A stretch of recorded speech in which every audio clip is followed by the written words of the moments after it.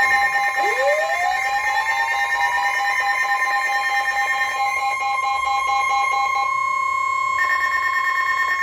National Weather Service in Des Moines has issued a severe thunderstorm warning for southwestern Madison County in south-central Iowa, Union County in south-central Iowa, northwestern Clark County in south-central Iowa, southeastern Adair County in southwestern Iowa, until 4:45 p.m.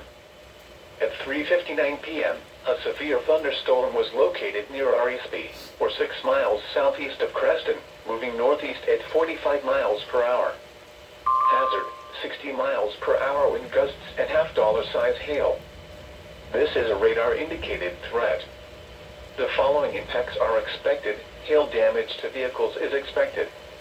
Expect wind damage to roofs, siding, and trees.